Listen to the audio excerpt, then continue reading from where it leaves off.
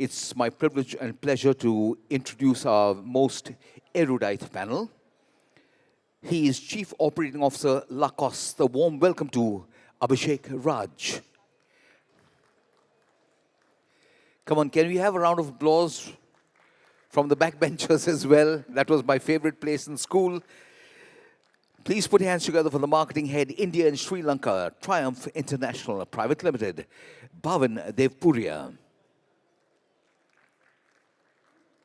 A warm welcome to the Vice President, Online Marketing, FirstCry, Chinmay Palekar. Come on, guys. Let's put our hands together for the Senior Vice President and Head of Consumer Business, Godrej and Boyce Manufacturing Company Limited, Dr. Dev Narayan Sarkar. Let's hear it for the co-founder and Chief Marketing Officer, Wow Momo Foods Private Limited, Murli Krishnan.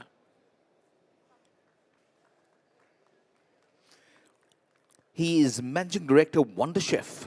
Please make some noise for Ravi Saxena.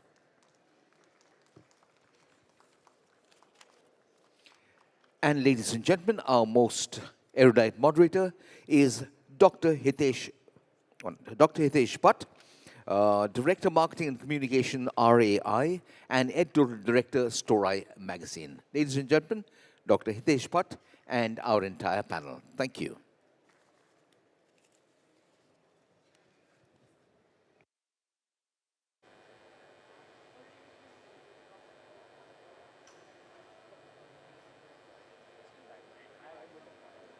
Ladies and gentlemen, Mr. Murli Krishnan of Wow Momo Foods. He's had a very, very busy day. Delegates have sworn that the Wow Momo selection is the best ever. So congratulations to you. Give him a big round of applause. I think all of you have been sampling those today. Thank you. Straight from the airport and landing on the stage, That's Murli for us. And that's his daily life also, from one city to another. So, good afternoon, everyone. Welcome to this wonderful session on marketing. After lunch, this is the first panel, and I know it's very difficult for all of us to keep awake after lunch. But trust me, in the next 45 odd minutes, this esteemed panel is not only going to keep us awake, but also, help us create more enthusiasm in the insights that these guys are going to share with us. Not taking much time, the topic that we are going to discuss today is about the new playbook, creating narratives that speak across eras and audiences. Now, how do we create narratives in today's marketing world? Because today, there is a lot of clutter out here, which everybody knows, everybody experiences, and so do these brands as well. So what is the best thing that one can do? Let's hear from the experts out here today that how are they crafting the brand narratives that are resonating with the consumer. Let me start with, so I was just thinking, shall I start with Momos or the kitchen product where it is made? Or shall I start it with a bridge to luxury brand or the furniture that I use? Or let me start with women first. And here, no choice but Bhavin, So, Bhavin, Triumph, before that, I will just request everyone to give a 1-minute introduction about their brands, so that everybody is on the same page. We know all these brands, but a 1-minute introduction could help us. We can start with Bhavin since the mic is there in your hand. About 1-minute introduction about the brand. Hi. My name is Bhavin Devpuria. I head marketing for Triumph Lingerie, India and Sri Lanka. So we are a legacy brand present in the world for almost 140 years and been a part of the Indian market since last 24 years. With well-crafted lingerie for all women. To answer the question, the most point that always strikes us every time, how do we stay relevant? considering sometimes the positioning of our brand also ends up being known as it's a mother brand, uh, present since last 24 years, right? How do we get relevant for the younger generation, younger audience, the young India, which is between 28 to 31, 32? Uh, Hence, our narratives keep on refreshing how authentic that we can be in ourselves as a brand. One of the core values of our brand is to never settle. You know, uh, always being on a hustle. That's how the younger generation is what is about. Uh, we keep a narrative starting from the communication journey to the fulfillment journey to be casual yet opinionated. That's what our brand is. Uh, while as we keep moving, sure, many conversations that will keep happening where I will keep adding couple of points. And this would just be an introduction, but there's a Sure. lot that we can talk Thanks, Bhavin. Raj, we will just do an introduction about the brand and then we will start there. Hello. Hello. So, hi everyone. My name is Abhishek. I'm the Chief Operating Officer for a brand called Lacoste. We are also a 94-year-old brand operating in India from last 36 years. Much to say, we are kind of a brand which is like that caters to entire family now. We are predominantly known as a menswear brand, but now we cater to entire category, men's, women's, and kids. So as and when we will start this session, we'll be talking more about our brand. Thank you. Chinmay. Hi everyone, my name is Chinmay. I have been with FirstCry. I lead the online marketing for FirstCry. We are India's largest kids retailer. Murli. Hi, hello everyone. Good afternoon. My name is Murli. I am the CMO and co-founder of Momo. We are trying to make a roti-eating country eat momos, and we are there in around 70 plus cities with 700 odd outlets and many more. Dev.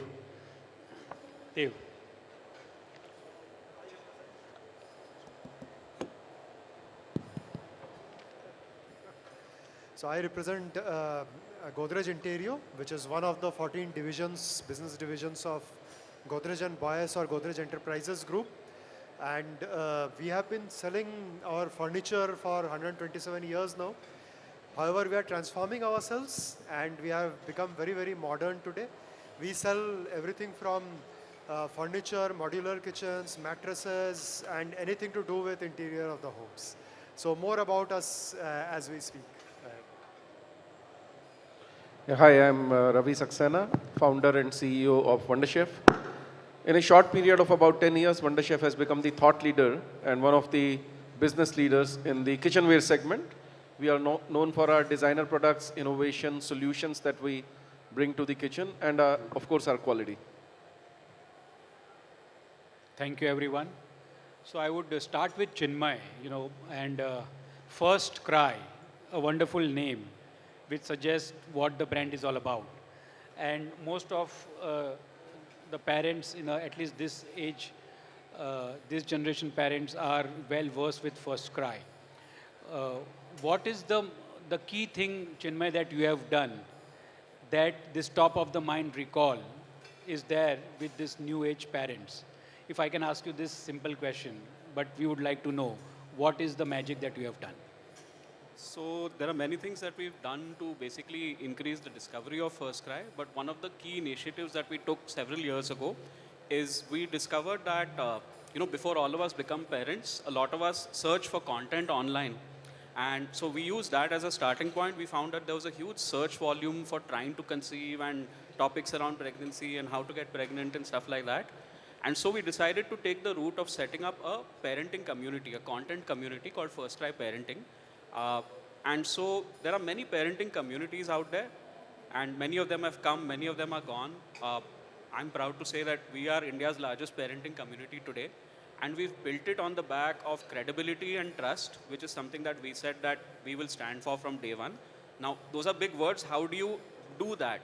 So what we did is we invested a lot in expert validated content. We hired a team of healthcare professionals, and we ask them to come on board and author content for us. We ask them to validate a lot of content that our content team created for us. We developed a very popular tool on the platform where we discovered that basically new age parents are very digitally native, they're very digitally savvy. They love asking peer groups online about various things regarding various matters. And so parenting was one of those things as well. So we created a Q&A tool where you as a parent can post a question on the platform and you'll get a response from other parents. And there again, we added a layer of credibility and weight to our responses by hiring healthcare professionals to answer those queries. So you have doctors answering queries on FirstCry parenting, so that really builds the credibility and the weight and the value of the platform. And like I said, this starts very early on in the journey before you've even become a FirstCry customer. So by the time you're at that stage when your baby is born and you've become a FirstCry customer, there's already a lot of trust and authenticity that the platform has built for itself. So that's what helps ensure a lot of customer stickiness for the platform. Excellent. Even they start with the discovery stage, you know. So how to become a parent and then there onwards. So I think that was a fantastic case study in how a brand can be built only by building the communities. And today all brands out here have their loyal communities, because brands is always about trust. And trust is what this community is being made up of. So good. Thanks for sharing that, Chinmay. Now I would like to go again to Bhavin. Yours is a 100-odd-year-old brand, and if you look at it, the Gen Z today would not be much interested in a brand which is an old brand. Not everyone, but yes, that's what the general tendency is. How are you bridging this gap, between a legacy brand and something that the Gen Z wants, which is new, fresh, exciting, etc.? So I'll just go back to a repositioning that we had done globally a couple of years back, where we said every woman goes through a journey which is absolutely unique and personal to herself. Be it whatever age, starting from puberty to getting married to after that becoming a mother, and post a lot many more years later getting into a stage of menopause. All of this, everybody has their own unique journey and timing. Basis that, a tagline says it's personal, for a reason that we are a brand, not one-to-many, but a one-to-one relation. With that, how do we try being relevant is the bigger conversation even now. So hence, our communication or our strategy, including the kind of models that we try taking, we want to keep them more relevant to the current audience. Our last campaign, it was pretty unapologetic that we were, because that is what women need to be and are today. The campaign said, "Take me as I am," and that's how every woman wants to feel today. They don't like to be told what to do, but want to be accepted the way they are. Hence, our campaign narrative was very clear. And this is across ages, and especially it also goes through the younger generation as well. Very unapologetic in their own way.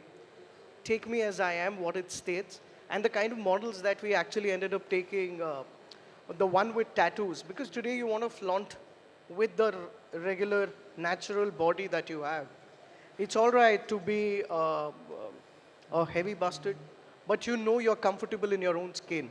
That's the narrative that we go with. And today's younger generation are absolutely not at all awkward having these conversations. So we are one of those who also try to drive these conversations, also taking a route of relevant micro-influencers. Over a period of time, I would say Meta has also helped a lot in this. They want the regular people, more authentic, real people coming up. That's how their algos have also worked.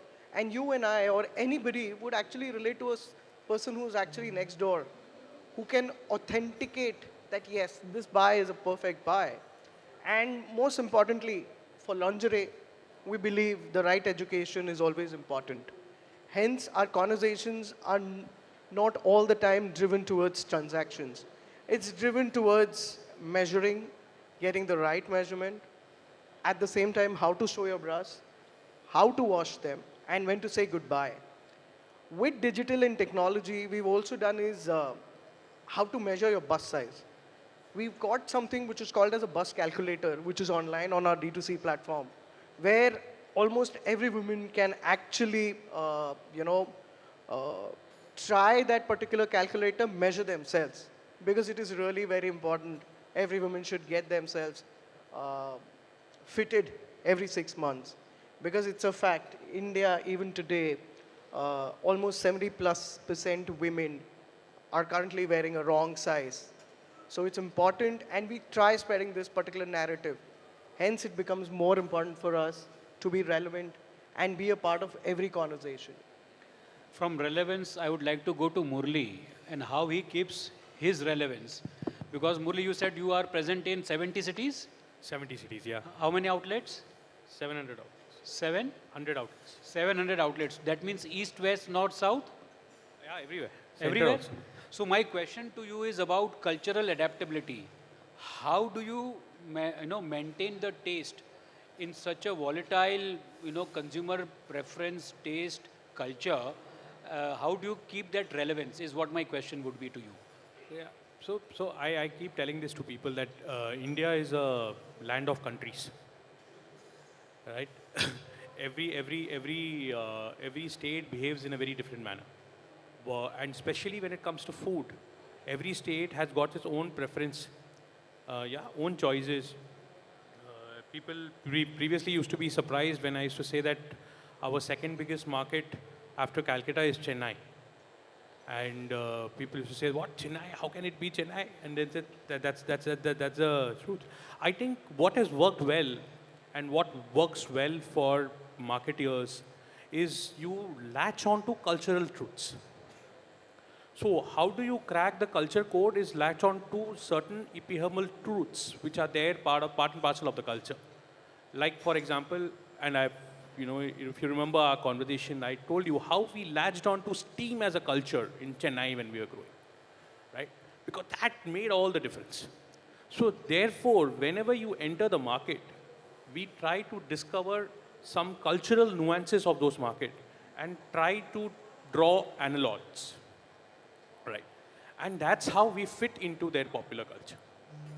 So once you are part and parcel of their, you go tell them that I reckon what you galore, what you were thinking, and what you are thinking.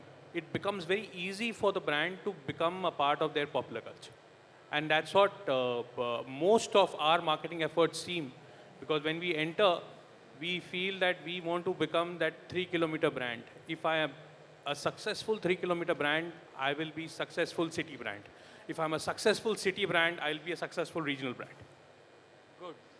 So this is his mantra, and now I got some inputs on how you are staying relevant, because steam is something, it's insights for me, Otherwise, people, Momos, and have you visited the Momo counters out here? Yeah, so what was your view? And everybody must have eaten a wow Momo, right? Yes. So thanks for those insights. We'll delve more into it. I would now go from the Momo to the place where it is made, and that is in the kitchen and the kitchen products, Ravi. How do you differentiate in this crowded market? And what would be your USP from a Wonderchef? Because we all know your brand ambassador. But the product also, because right now we are talking about product at its core. And can you talk about your positioning and differentiation, Ravi?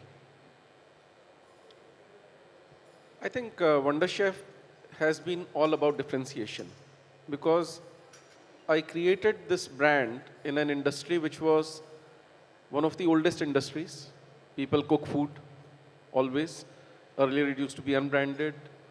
Our largest competitor is a very famous brand called Prestige, which itself is more than 100-year-old. And in the last 30 years, no other brand had entered this business, because people thought whatever had to be done has been done. So the only way I could create a brand was through differentiation, and that has been our game, innovation. For this, my firm belief is ask the customer. Sometimes they know what they want, sometimes they do not know, but you have to sense, read the weak signals, read between the lines and create something. So we have done both. Our most iconic product, for example, NutriBlend, customers asked for something, a mixer grinder where they could see what was happening inside. Something on which they don't have to put a hand, otherwise the lid might fly off, you know. We created this. It's the largest selling mixer grinder in India today as a single product. Some things people didn't even know they wanted, but we created, like the automatic kitchen robot that we have launched. Now people said, "Bhai, खाना बनाना आजकल बड़ा problem है. Swiggy, Instamart कर लेते हैं, लेकिन unhealthy होता है. We are putting on weight." So we created something where you just keep putting the ingredients and it will keep cooking itself. So innovation has been the name of our game, using technology, using designs, but most importantly, listening to the customer. Sir हर खाना unhealthy नहीं होता है, unhygienic क्यों होता है? Team बहुत healthy होता है. वाओ मोमो के आप आउटलेट में जा रहे हो, but 90% of the deliveries are made from unknown cloud kitchens where you don't know whether the standards are being met or not. I have set up 20 food concepts myself. I know it all, which is why I'm very uncomfortable ordering from an unknown place. So that's where again trust comes in, not only in food, but in all the brands. Dave, you also are representing a legacy brand, Godrej. Can you tell us about the Godrej Furniture omni-channel story? Yeah, so 2 years ago, I was brought into Godrej. I was director beverages for PepsiCo, and I came into Godrej and I was given one mandate: transform this brand. It's a 127-year-old brand.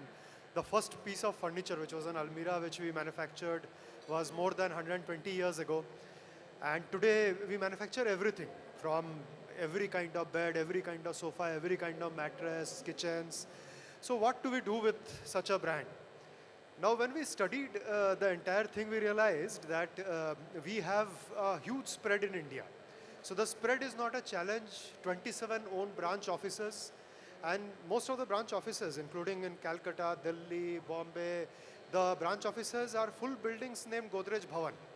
So we had all that infrastructure. We had our own warehouses, our supply network and service network, which is a combined service network from appliances to locks to furniture and everything else, spanning almost the entire country. So what do we do with such a brand? That is where omni-channel comes in in a much easier way, because opening an online segment is easier when you already have offline segments everywhere. So what we did a couple of years ago was we opened up our website, we started selling in marketplaces, but what we understood is everything is omni-channel. So from discovery to the actual selection and purchase should be exactly omni-channel. So we make no differentiation. We have 1,015 stores. In all the stores, the experience is kept almost the same. Anywhere a person can begin online, even in marketplaces, come to our offline stores and check out the products. Even if it is not in an offline store, in one particular offline store, because we have lakhs and lakhs of SKUs, it's recommended that you want to see this sofa in this color, just visit the store some 4 kilometers away, you will see this sofa, and that is what we have integrated it with, and we have used SFDC Marketing Cloud to integrate everything. So we can send WhatsApp, we can integrate our AI-based chatbots in it. So we are able to leapfrog a lot of steps which other organizations have already experimented with. So today we do a complete AI-based solution. We have our chatbots. We have a complete integration. So after seeing the product offline, the person is welcome to order online or offline, because there is a great credit sharing arrangement between my teams across, and this is what we have built. So what we realized is at least 10% to 12% of our product sales would have to be online. However, in a product category like ours, which is more of a touch and feel, which is not an immediate experiential thing which you can experiment with, A furniture bought, especially a Godrej furniture bought, will last you a lifetime and you will bequeath it to your children. So that is where you need to be very sure. And that is why both have to be integrated. Now what we realized also is we have to go to marketplaces. Before I joined, we were not there in marketplaces. We were only there with our brand.com, our showrooms.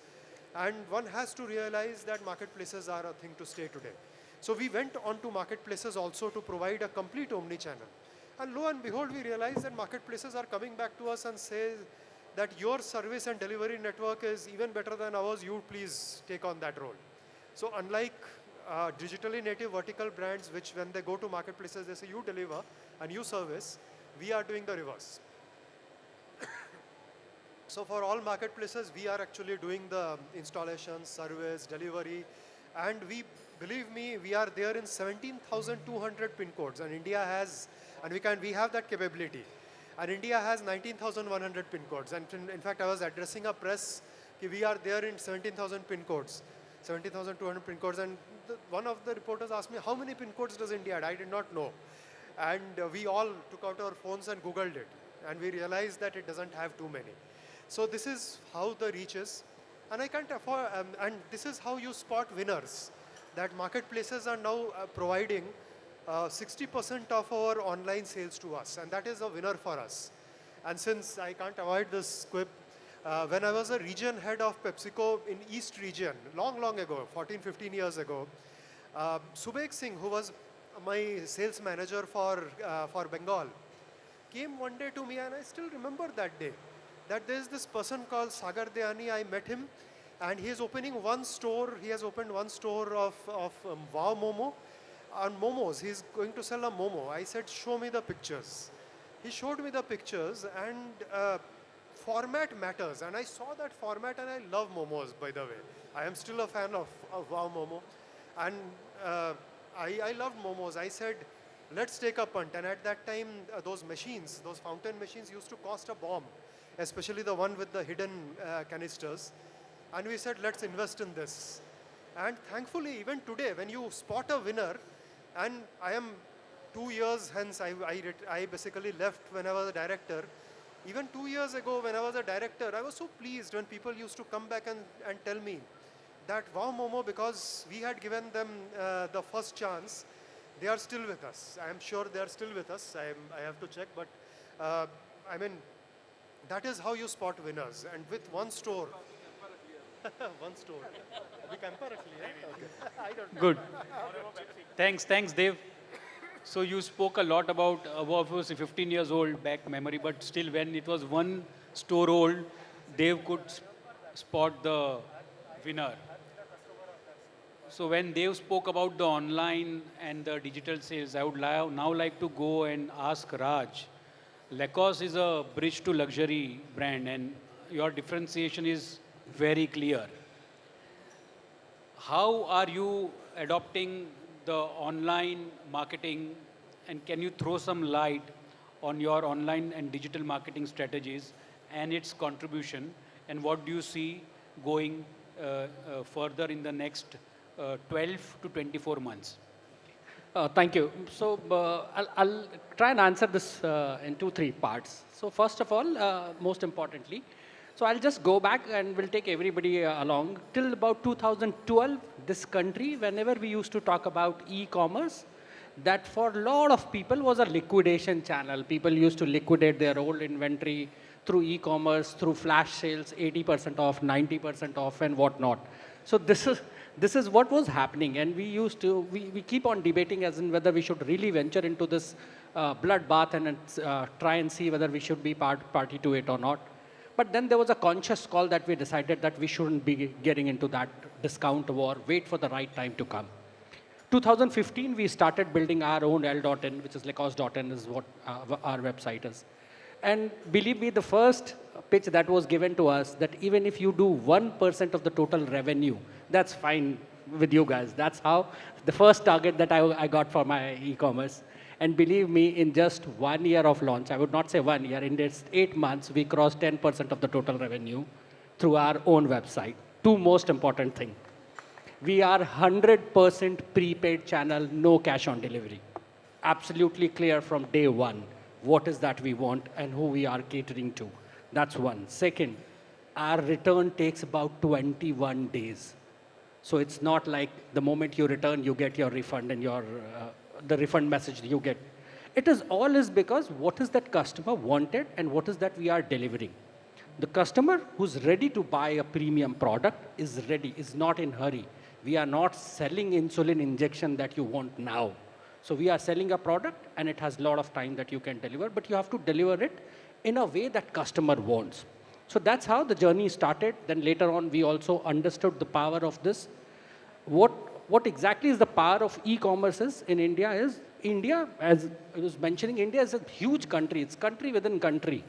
You cannot have premium malls right from Kashmir to Kanyakumari. You have very limited premium real estate available in country. However, if you only look at the demography, at least 1% of each state's capital can consume the product. We are not that expensive. People can buy. But when you go to these places, you don't have a premium real estate available. But with 17,000, 19,000 pin code everybody is delivering, you just need a right partner, a right approach to reach out to these customers. And this is what we took, and we started our journey with all the marketplaces. Currently, we are available on all the marketplaces and doing business. More or less, but we are available on all the marketplaces. And today, as we speak today, we are doing about 23 to 24% of our total revenue from e-commerce, and we are targeting to reach to 40% of total revenue through e-commerce in next 12 to 24 months. That's our target. But now, how you really achieve? And for that, there's another strategy that we took. Right from digital printing, we moved everything to digital now. So we spend zero money on conservative marketing these days. Everything is digital. And why digital? Is because you can trace every single penny that's been spent, whether you are getting return on it or not. So that's the benefit of digital marketing. That's the benefit of this channel. And as a brand, if you are really able to deliver the product the way customer wants, I think it's a win-win situation for everybody. Excellent. Thanks, Raj, for those insights. One question which I would like everybody to answer succinctly is, how are you going to engage customers in 2025? Because today there is a lot of noise, clutter, a lot of competition, and and in today's D2C age, brands are proliferating left, right, and center. Although certain cult brands, which we have one or two out here, but still, because of the clutter, influencer marketing and stuff like that, the consumer is getting lost. So my question to our esteemed panelists is, how are you engaging consumers and customers in 2025? A brief answer would be appreciated. We'll start with Ravi. Yeah, Hitesh, very interesting question, because as you said, today it's relatively easier to launch a new brand. You get some funding and you just start burning and suddenly you shake up the incumbents. But I think one thing that has always remained consistent is the consumer, their expectations, and the touch with the consumer. Even if you are a pure D2C brand, I think the challenge of D2C brand today is to see how to give the touch and feel to the consumer. And as you see, the era of a pure D2C brand is almost over. All D2C brands are being now forced to go into retail, into their EBOs, into the MBOs. So as a brand, what we do, and we have kept it consistent for the last 10 years since I launched Wonderchef, is that we try to give the multi-channel experience, a 360-degree feel to the consumer. We have a women entrepreneur wing where we have ladies trained by us, inviting people to their homes and showing them Wonderchef products, cooking recipes. Sorry. There's a draft of air. So we have 85,000 women who across India in more than 1,000 cities engage with people. And once you have seen a demonstration upfront, you never forget the product. And then you may buy from retail, you may buy from our website, from Amazon, but they have seen the product. We are present in about 3,200 modern trade outlets. Most of them have our own promoters. And these are not only silent promoters, they are demonstrators. So in an outlet, whenever you go, our people would be seen working harder. There would be people from other brands standing around. Our person will be doing demonstrations. We have a firm belief in the power of demo, in the power of allowing the customer to touch and feel the product and operate it. Sometimes they're scared. There are products which are 25,000, 50,000, 75,000 rupees. They would never be able to buy probably, but they feel happy. They have seen the product, they've touched the product. The story goes on, and then some people buy it. So I think this omni-channel, I would use the word multi-channel. It's not just phygital. It's through every single channel when we can touch and feel possibilities can be created by us. It helps. Yeah, in fact, he answered most of the question because I was going to say the same thing, but let me add a little bit to it because, again, we have also reached around 11% in our online sales today, Godrej Interior. However, the question always is a person buying and the least cost item which they buy would be probably the least cost center table or a sofa, which would still cost a 22,000 rupees. So they need that assurance of touch and feel. So what we are doing today is as soon as a person fills in a lead form or expresses interest, even if the person does not end up buying online, we use our marketing cloud to reach out to the person. So we are using technology to reach out to the person and invite the person to our showroom. And we provide them a nice WhatsApp message providing the location of our store nearest to his home because we do take pin codes nearest to his home along with parking slots. What is the time required from the parking slot to the store if it is further away, and with the numbers and names of the store chiefs. We also say there that we will send a person to your home if you allow us for a measure and recommend program using the latest of measurement tools, laser tools to measure his apartment, and then we use configurators and room planners on a tablet to show how the furniture will look in the homes. Because that is something which a digitally native brand may not be able to do, and that enhances the trust factor, as he was rightly saying. When you see something, and Indians are quite a bit like that, when you see something you trust, because we are not a labelless society. You order a pen drive online and you receive it, and I have had this experience recently, so hence I remember it, and it doesn't work or it fails after 2 runs. You don't generally go and file a case in the court. So here, a lot of people are taken for a ride and that's why the trust factor is so important. The physical world, the physical world has to merge with the digital, and people have to trust that.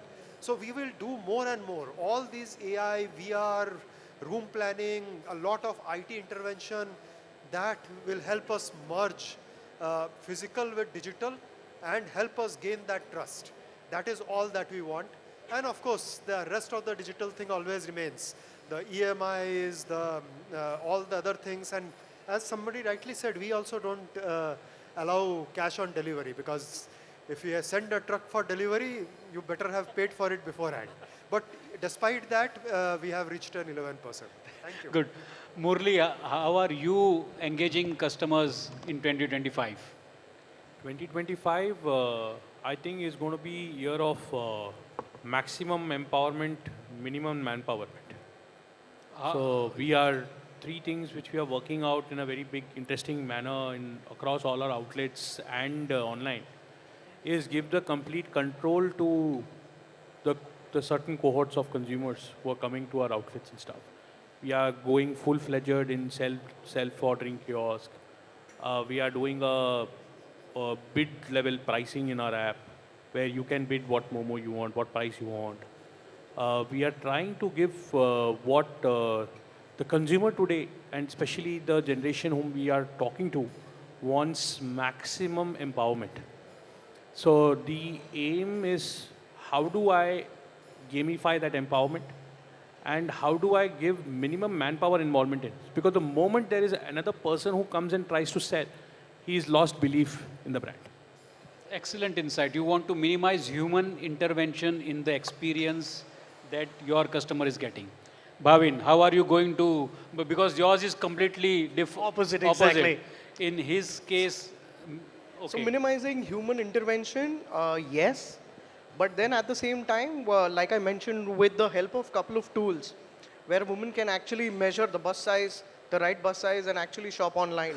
What we've realized in last 2 years, our revenue as well on e-commerce has grown. Uh, and today it is one of the biggest contributors to our overall channel as well. Uh, but it's a fact that you cannot leave out the physical world. While we are all, everything is moving towards online, but the physical world, which is also an on-ground experience, we see the events, we see concerts doing really big, events going really big. So basis this, we plan to take a little bit of a radical step this year. It's going to be launching tomorrow. We believe in one thing, which is we'll test, build, and scale. How would we do that? We've tied up with around 40 odd societies, high-end societies, premium societies, where there's a carnival, and we are going to be a part of that carnival. So it's a first of its kind that a lingerie brand is going to societies, because if the consumers are hesitant to come to you, why not go to them? It's going to be a bit of an intimate affair that we're going to have. We're going to have measurement rooms, and we're going to be running this challenge called as a bra fit challenge, where we're going to tell the consumers, and it's absolutely purely invite based. So we're testing waters with going to the societies, looking at all possibilities and trying to break the ice with the awkwardness and move forward. So hoping that the consumers also take that in the stride. Sure, sure. Any There's activations? one Yeah. slight change. It's not about minimizing human intervention. It is humanizing all kinds of intervention. How are you humanizing it? How are you understanding their intuitions and be more and more intuitive? And that is how the entire journey. So it's no more digital journey or physical journey or a phygital journey. It's a journey of the consumer mind. And how are you acquiring to retiring is how intuitive you're making. And that's the game going to be. Any brand that is far more intuitive in the race will win the game. Correct. So that also comes back to, so it is based on intuition of the 138, 140 years that we are pioneers of lingerie. And it is also innovation that we worked on, which is also with the product. Most importantly, what Murli also mentioned, all you need is to have the product right. When you have the product right, rest everything else opens up for you. You know, ways of doing things, ways of getting things to the consumer. So we are highly built, and Triumph is known for its innovation. And we're looking to have this particular innovation also in India. So we've come up with a couple of fabrics, which is Cool It, breathable cups, making it absolutely comfortable for women to wear and not be uncomfortable thinking that what if. So hence our current global campaign, which we are going to be breaking out soon, is on I Feel Nothing, which is lingerie that you'll love to forget. So that's the narrative we have taken for this year, 2025, and making that bold move with our positioning. Thanks. Good, I feel nothing. Chinmay, how are you going to engage your customers in 2025? So I'd like to clarify not just 2025, but on an ongoing basis, how we engage with our customers is whenever you transact at FirstCry, at a store or on the app or on the website, we ask you, or rather we request you to share your child's date of birth, and we request you to share your child's gender. And what we do with that data is we personalize your entire experience. So what it allows us to do is it allows us to identify who we're talking to. Are we talking to the mother of a 2-year-old boy or the mother of a 6-year-old girl? And so it helps us personalize the kind of product suggestions, the recommendations. It helps us develop upselling and cross-selling journeys. So, you know, if you've bought diapers but you haven't bought skincare, so we can, you know, send you targeted communication regarding that. If it's around Diwali time and you've been transacting for other stuff but you haven't picked up any ethnic wear, then we can nudge you for ethnic wear. If you've been buying party wear, so then we'll nudge you to buy a birthday gift for your child. So all those use cases is how we typically tend to engage our customers. Excellent, classic example of how to use data.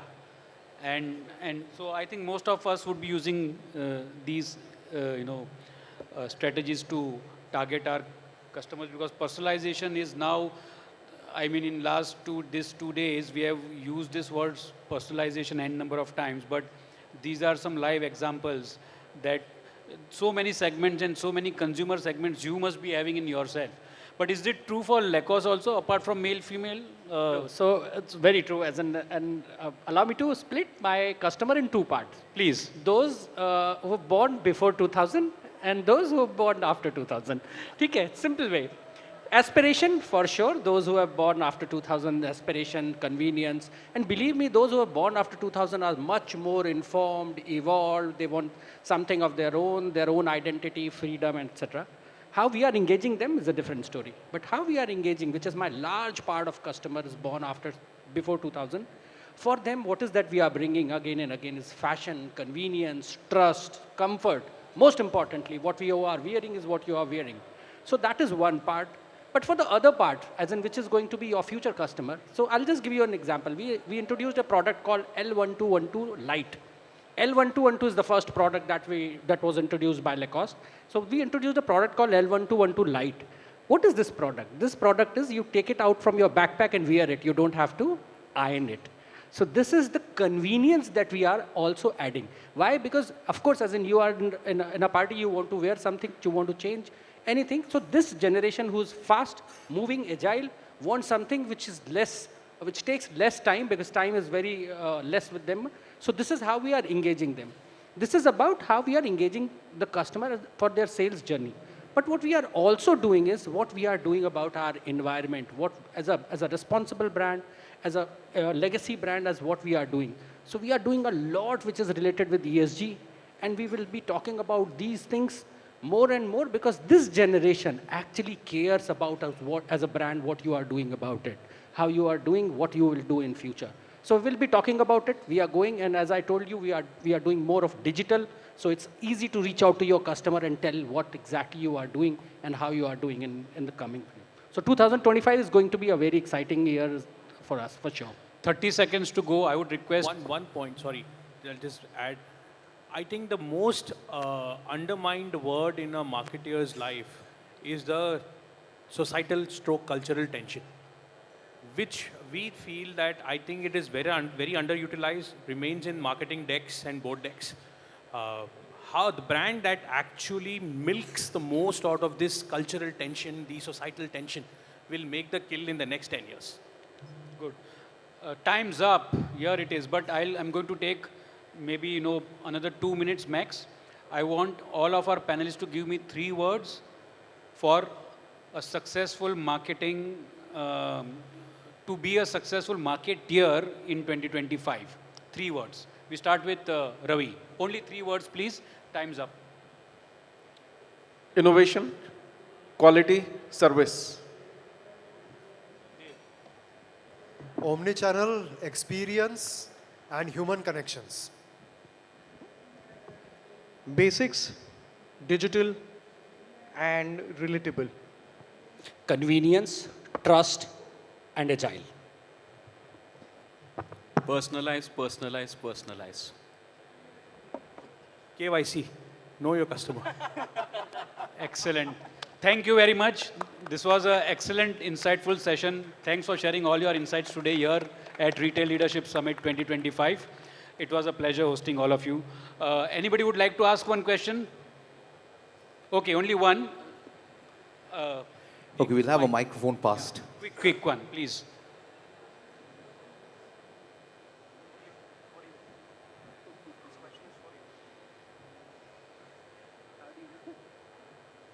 Hello, can you guys hear me?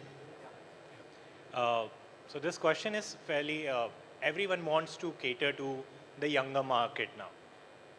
Whether it's a 150-year-old company, whether it's a 10-year-old D2C brand, everyone wants to cater.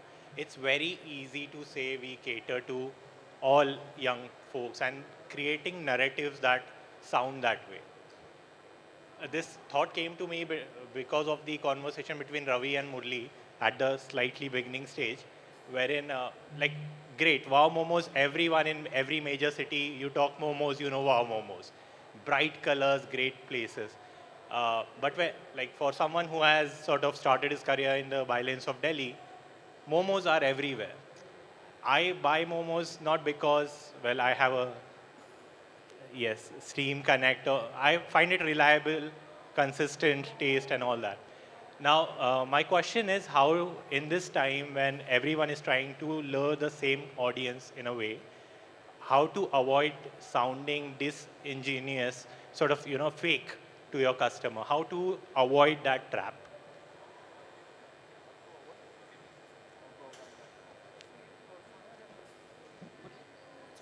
Should I add to what I'm going to say? Yeah.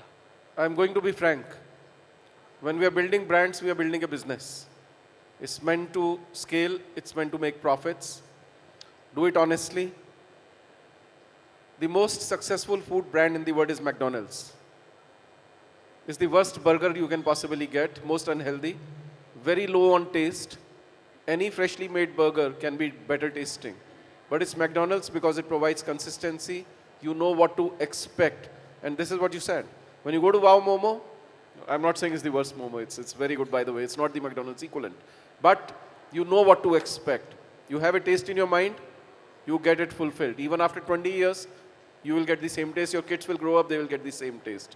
But in the by-lanes, some experience is good, some is bad. And that's what makes a food brand. That's what makes any brand. Be consistent to your core. Murli, please. So it's not that we all want to talk to younger audience. That's a wrong starting point for any business. We all want to talk to wealthier audience. People. So, actually, so three things which I feel is should be the prime focus for brands trying to cater to multiple and diverse audience is number one, don't be schizophrenic, be what you are. Therefore, having a strong brand narrative is very critical, which means that you are very, very sure that what are the three things or that what is that one word equity in your life. If that one word equity is sorted, then you are a brand. You can be a brand. You will become a brand. Number two, you will need to very clearly understand what is currently in the trend, because it is not about young people catching on to trend. Today, even 55, 60-year-old people are catching on to trends. So that is number two. And number three, you can never ever say no to innovation, because that is the only mantra up. And that these three things, I think you are sorted in the brand building process. Thank you very much. Over to you, Hugo.